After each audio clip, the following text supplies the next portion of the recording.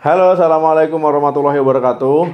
Teman-teman, ya diabetes atau gula darah tinggi bisa dialami siapa saja. Gejala klasiknya yaitu sering haus, ya banyak minum akhirnya ya, mudah lapar, terlalu lapar, banyak buang air kecil ya, apalagi di malam hari. Nah, kalau teman-teman ada tanda-tanda tadi ya jangan lupa periksa kesehatannya. Nah, ada tanda gejala diabetes yang bisa muncul ya pada kulit. Teman-teman, ya orang yang mengalami diabetes ataupun kondisi diabetes, ya ini bisa menyebabkan gangguan pada berbagai fungsi tubuh kita. Ya, pada metabolisme tubuh ya utamanya. Nah, adanya perubahan pada metabolisme ini bisa mempengaruhi kesehatan, ya termasuk kesehatan kulit. Nah, gejala pada kulit bahkan bisa muncul ya sebagai tanda awal penyakit diabetes. Nah, yang pertama, infeksi jamur di kulit. Teman-teman, ya infeksi jamur pada kulit yang terus-menerus, ya kambuh-kambuhan, ya bisa menjadi salah satu ciri-ciri diabetes pada kulit ya yang bisa teman-teman lihat. Nah, munculnya ruam, kemerahan, ya gatal-gatal, misalkan juga ada lepuhan, ya bersisik, ya ini hati-hati. Ya kadar gula darah yang tinggi, ya ini bisa menurunkan sistem kekebalan tubuh, sistem imun bisa menurun. Ya sehingga apa? Sehingga tubuh itu nggak bisa melawan infeksi jamur ya dengan baik. Yang kedua, kulit kering dan gatal. Nah ini ya, ini sering dialami ya, kulitnya kering, kemudian gatal-gatal, ya bersisi, bawaannya pingin garuk. Itu adalah kondisi orang diabetes yang umum. Nah jadi ini penyebabnya apa? Penyebabnya karena sirkulasi darah ini nggak lancar. Karena nggak lancar, kadar gula darah tinggi, ya inilah akhirnya ya tubuh menarik cairan ya dari sel-sel, akhirnya menyebabkan kulit jadi kering, bersisik dan gatal-gatal. Nah, biasanya kalau seandainya teman-teman sudah mengontrol kadar gula darahnya dengan baik, sudah terkendali ya, nah kondisi ini biasanya menghilang. Yang ketiga, muncul bintik hitam pada kaki. Kalau medis ini disebut dengan dermopati diabetik. Nah, jadi bintik gelap yang muncul biasanya warna coklat, kemerahan, bentuknya bulat ataupun oval ya, bersisik ketika disentuh. Nah, ini bisa memudar dengan sendirinya kalau seandainya gula darah sudah terkontrol ya. Biasanya berlangsung sekitar 18 sampai 24 bulan ya, itu biasanya menghilang. Yang keempat, bercak hitam pada lipatan tubuh. Bercak gelap, kemudian hitam ya di lipatan-lipatan, ya di ketiak misalkan, di leher, selangkangan, pokoknya area lipatan tubuh lah. Pokoknya tubuh yang ada lipatan-lipatannya bisa mengalami hal ini. Nah ini kalau seandainya mengalami hal ini, ya itu bisa mengalami kulitnya terasa tebal ya, kemudian bisa gatal, dan juga pada lipatan itu biasanya baunya kurang sedap. Yang kelima, kulitnya keras dan menebal. Kondisi ini itu bisa menetap walaupun sebenarnya gula darah sudah terkontrol ya. Nah ini bisa saja ya teman-teman kondisinya menetap. Area yang sering mengalaminya itu punggung bagian atas, bahu, leher, ataupun area tubuh lainnya bisa mengalami.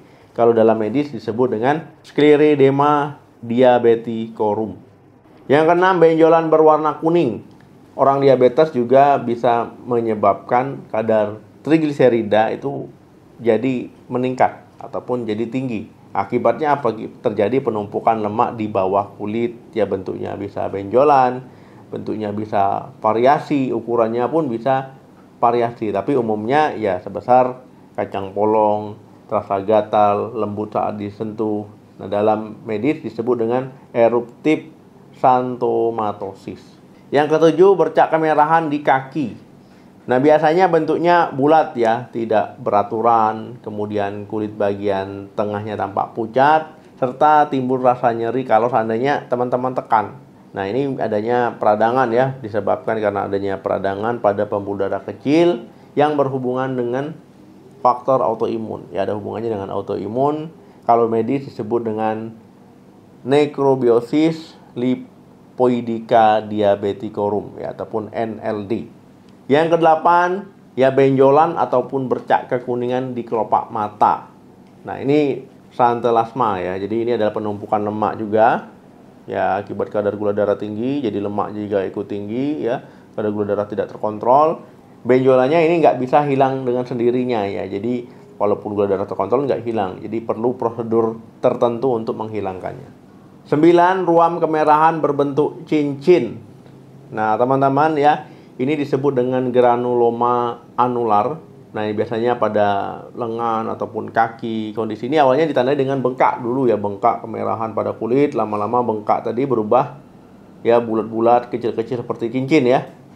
Nah, ini bisa menyebabkan rasa gatal pada kulit. 10. Kulit melepuh. Nah, teman-teman ya tahu lah ya, kulit melepuh ya artinya ada cairan ya di lepuhannya. Biasanya teman-teman ya ini akibat gula darah yang tidak terkontrol, ya bisa muncul di punggung jari tangan, jari kaki, tungkai, ataupun lengan bawah. Nah, biasanya ini bisa sembuh dengan waktu 3 mingguan, ya tidak menimbulkan bekas luka, asalkan mengontrol kadar gula darahnya, ya tapi jangan dipecahkan ketika ada lentingan ataupun lepuhan tadi. 11. Kutil.